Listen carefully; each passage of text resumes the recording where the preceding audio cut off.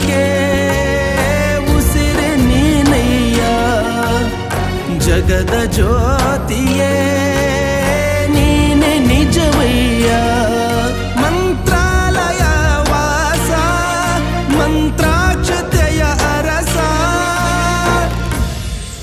Guru Raghavendra Raghavendra Raghavendra Guru Raghavendra Raghavendra